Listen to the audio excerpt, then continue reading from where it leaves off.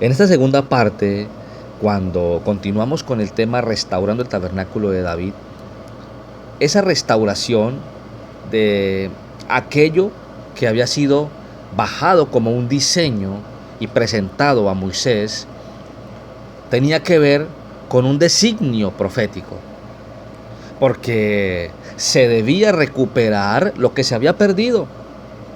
Vamos a ver qué se había perdido. Inicialmente, ese designio profético, esa palabra profética, que estaba enmarcada dentro de ese diseño llamado Mishkal o tabernáculo, entregado a Moisés, esa sombra que venía a hacer cumplimiento del designio profético, esa sombra era Yeshua, quien venía a manifestarse en los tiempos finales. Quien vendría a manifestarse en los tiempos finales, y es Yeshua, el Mesías. Ese cumplimiento es Él. Entonces, dice la palabra que vendría a recuperar David el arca que se había perdido también. Recuerda que en la época de los filisteos había sido secuestrada el arca. La presencia del Eterno, de Elohim, a través del arca había sido secuestrada por los filisteos. La recuperó David. David volvió a traer, después de un proceso largo, de mucho tiempo, el arca, la recuperó y la trajo nuevamente a Jerusalén. Y la puso allí para que volviese otra vez a reunirse el Padre Celestial, Jehová, Yahvé, con su pueblo, con Israel. Ese tabernáculo que el Señor, o que David establece allí, no fue un tabernáculo como el de Moisés. David en ningún momento quiso cambiar el diseño de Moisés, pero dadas las circunstancias, David tuvo que formar no un Mishkal, sino para el tabernáculo que allí edificó David, lo llamó del hebreo Oel. Oel.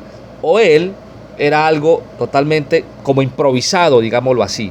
Una improvisación porque venía de recuperar un tabernáculo que había sido secuestrado por los filisteos. Ahora, ese Oel, como el tabernáculo de David, era una tienda, porque recuerde que la palabra Mishkal era una forma completamente original, con una multiforma, con diferentes características: lugar santo, lugar santísimo, atrio, patio, todo aquello, ¿verdad?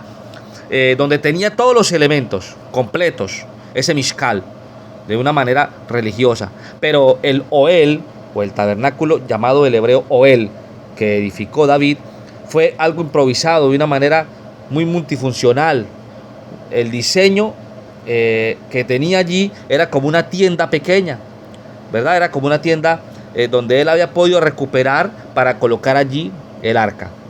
¿Dónde está eso? En Primera de Crónicas 16:1. Entonces no tenía los mismos elementos del Mishkal. El Oel no tenía los mismos elementos del Mishkal. Era algo improvisado, ¿verdad?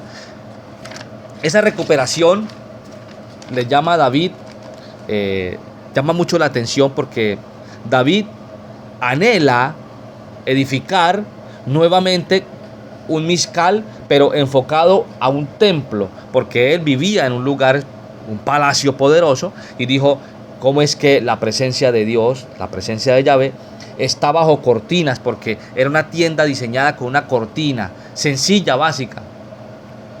Pero nunca David, como se dice, quizás muchos estudiosos o personas de una forma malintencionada, que David quería romper el diseño que el Señor, que Yahvé le dio a Moisés como Mishkal.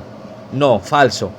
Dadas las circunstancias, David tuvo que establecer allí una tienda improvisada, porque cuando él quiso construir otra vez bajo el diseño de Moisés, el Padre Yahvé lo detuvo y le dijo: no, no va a ser usted, va a ser su hijo Salomón. Qué hermoso saber que a través de todo este proceso el Señor vendría a decirnos en Hechos de los Apóstoles, ¿verdad? En Hebreos capítulo 4, Hebreos capítulo 4, versículos 15, donde dice que ya a través de esa recuperación o de la restauración que vendría a través de Yeshua, el Mesías, del tabernáculo de David, podríamos entrar nosotros al lugar santísimo sin ningún obstáculo, sin ningún proceso religioso, sino de una forma diseñada bajo la gracia, porque el nuevo tabernáculo recuperado de David a través de Yeshua ya no sería bajo expiación, sino bajo redención, bajo la gracia. Poderoso. Nos podríamos acercar, dice, al trono de la gracia. Wow. Seguimos con una tercera parte. Mil bendiciones.